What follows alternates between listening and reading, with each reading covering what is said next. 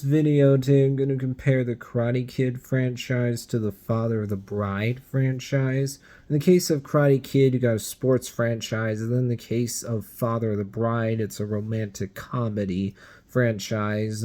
I've seen all the Karate Kid movies. Admittedly, some of them I haven't rewatched in a while. The original movie is the one that I would say I've rewatched the most recently. I can't recall when I actually last watched the next Karate Kid Part 3 or the remake. In the case of Father of the Bride, I know I've seen the 1991 film with Martin Short and then Father of the Bride Part 2, but I haven't seen any Father of the Bride TV show, whereas with Karate Kid, I've seen a TV show for this franchise, that being, of course, Cobra Kai. I've watched the first 5 seasons, haven't started watching season 6 yet. I do plan on watching it, to be sure. Admittedly, it hasn't really been encouraging to me. The response I've heard so far for the season hasn't really been that positive. It's leaned more toward being negative. But honestly, for me, even if season 6 ultimately ends up sadly being a disappointment, even if it doesn't actually wrap things up all that well, but still say 4 of these seasons were really good. So even if the last 2 are not really all that good, that doesn't make the show as a whole bad. Now, when it comes to highest Rotten Tomatoes score for each franchise, in the case of Father of the Bride, you got this movie, Father's Little Dividend, that came out sometime before 2000. That one has a 100%, whereas of Karate Kid, the highest score is a 90% for that first movie that came out in 1984. Father of the Bride wins this round. Then when we look at lowest score for each franchise, in the case of Karate Kid, oh wow, the next Karate Kid is the lowest score of only 7%. Yeah, that's it. Only 7%. Very low. In the case of Father of the Bride, the lowest score is 52% for Father of the Bride Part 2. Obviously, 52 is not a good score, but it's a lot higher than 7%. Father of the Bride wins again. Then when you look at average, Father of the Bride wins here because it has a 78 average, whereas if Karate Kid, it has an average of 45. And then when we look at gap between lowest and highest score, well, in the case of Karate Kid, you got a pretty big gap. I mean, there's 83% gap between 90 and 7. Then in the case of Father of the Bride, lowest score 52, highest score 100, so gap of 48, meaning the gap is smaller for Father of the Bride, so it wins again. Meaning, no matter what my personal opinion might be, Father of the Bride is going to win this debate. In this case, though, I have to choose the Karate Kid franchise. First of all, because I have seen every one of the movies. There are some of them I haven't rewatched recently, but I know I actually have seen all of them, even if I can't remember exactly when it is I watched them last.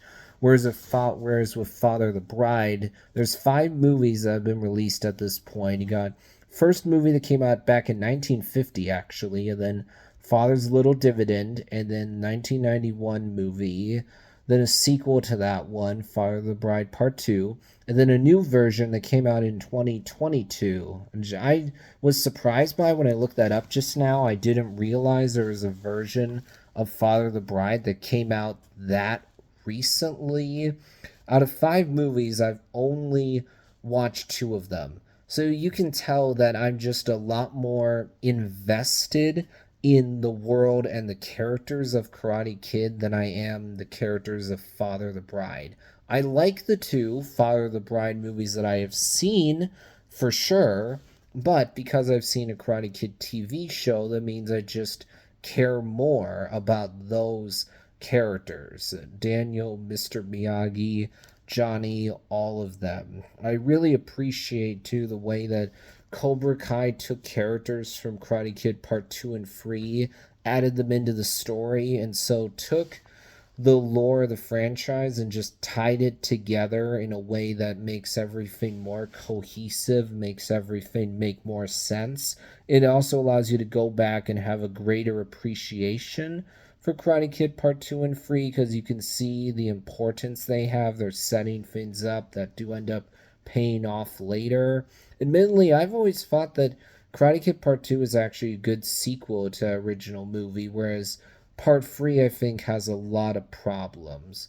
Not a fan of the next Karate Kid, and with the remake, it's a mixed bag, I would say. I mean, there's good things about it, like, for example, seeing our kid here actually help out his mentor with his mentor's issues. We see that more, frankly, than you ever did with Daniel and Mr. Miyagi. And I think it's interesting seeing these places in China, but at the same time, there's a lot of ways that the remake feels like it's just doing the same thing as the original film. There's a lot of scenes where you go, yeah, this is just like in the original movie. For example, when our kid and his mom arrive in the new place that they're moving into, you have the flaky friend that invites our main kid to an event but then bails on him.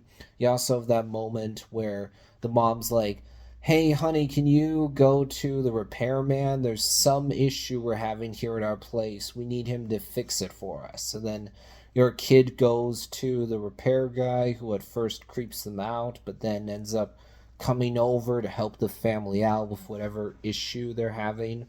Also, you have that moment where main kid is saying to his mom, I don't want to stay here, I want to leave, why can't we go back home? And also you have the moment where the adult who's teaching our main kid goes over to the bad dojo in order to ask that the kid be left alone until a tournament, and then the bad sensei agrees, so tells his students, leave this kid alone until the tournament comes, then you get to fight against him.